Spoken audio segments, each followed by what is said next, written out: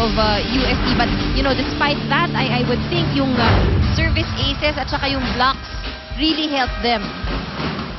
Well, once again, thank you so much for joining us for this exclusive ABS-CBN Sports coverage of Season 75, the UAAP Women's Volleyball Tournament. We are greeting you from inside the Mall of Asia Arena in Pasay City. I'm Don Rojas alongside Ann Remulla. At courtside, of course, we have Dina Marasigan and Bea Fabregas supporting for UST and NU respectively as we head to set number 4. The Lady Bulldogs draw first blood.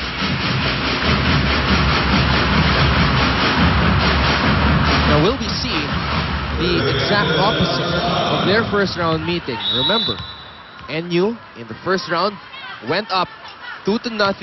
UST nakabawi sa set number 3 before NU closed it out in set number 4. It's the exact opposite at this point. With NU now winning, NU just winning set number 3, and UST with an opportunity to try and close things out in set number 4.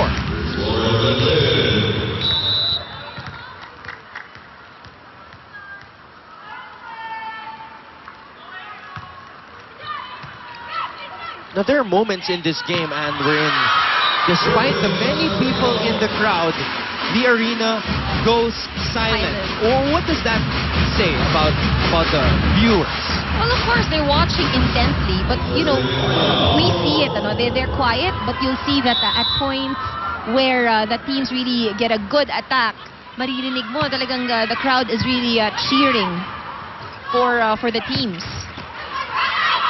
Full concentration ng ating crowd. Of course, also eagerly anticipating, you know, the next game, apart from this exciting one that we have at hand. And we all know how exciting that first round matchup between Ateneo and Las Alwas. And that only built up the hype for today.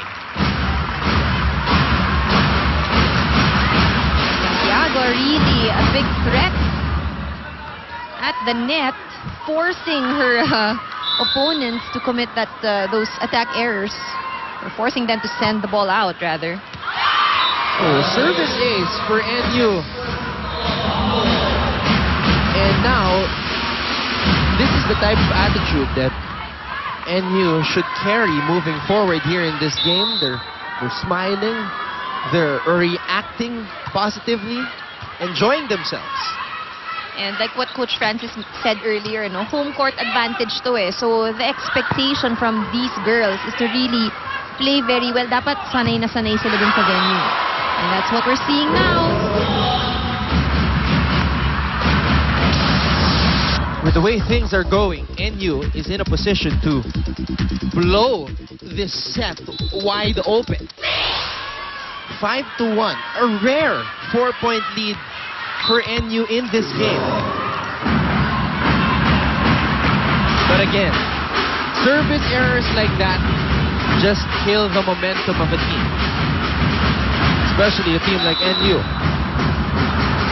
Struggling to limit their unforced errors here in Season 75. Santiago, quick attack. Tunay pops it up. Lastimosa. Jen Reyes was there. Back set. Nepomuceno jousting at the top of the net against Lastimosa. It's a free ball for UST. Lantin.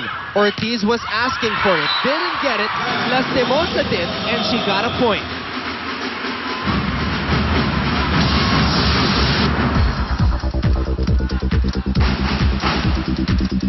Just finding the open spot. Keeping it simple, not that flashy, but very effective.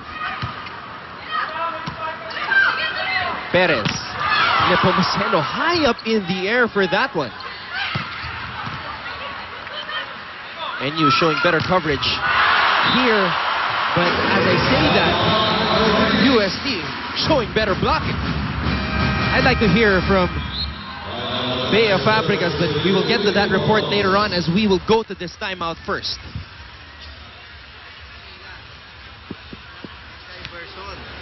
Tingin mo dito. Okay.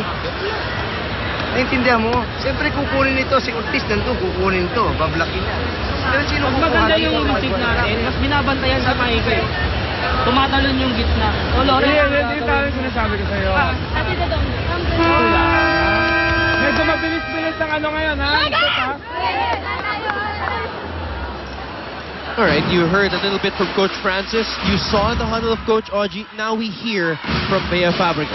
Anton and Ann, you could really see the joy in the faces of these girls after that third set, but the relief as well. If you guys don't know, after that third set, Nepomuceno and Orda were bowing their heads praying and they were in the brink of tears.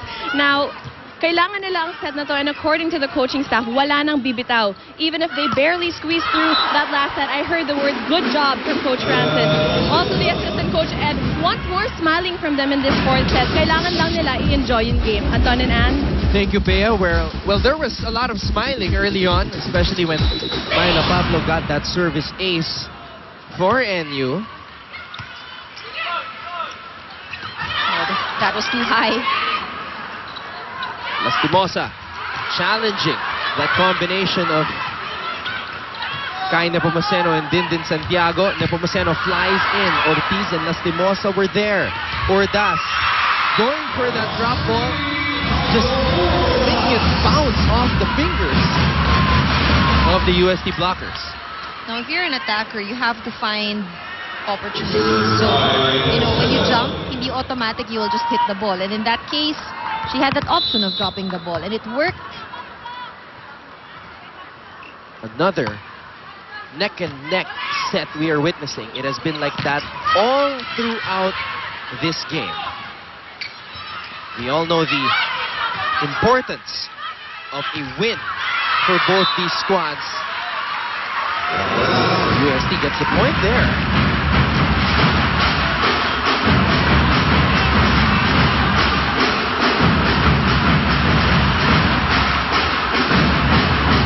All. Let's go now to Tina Marasigan for this courtside update. Coach Oji, the #1 hindrance of the Tigresses during the third round kung bakit hindi sila nanalo ay ang distraction. Napansin ni Coach Oji na na-discredit sila when we started to appear the next game, which is against Ateneo against DLSU. So for this fourth set, Coach wants the girls to play with their 101% focus and dedication. He was also specific in giving the assignment to Lauren Latin of making Santiago move out to the real way of their attack by executing good setting of the ball. Sa round na ito, the Tigresses know that NU would thirst to win more at maaaring mas mabilis ang pacing lang ng laro. Pero hindi sila magpapatalo. Anton and Ann? Thank you, Tina, for that report. Of course, a lot of hype surrounding our second game, but these two teams realize that the first game is their show and they need to win. Right, but at this point, what's really happening here is that NU doing a good job at the net. And they will head into this break on top by 1.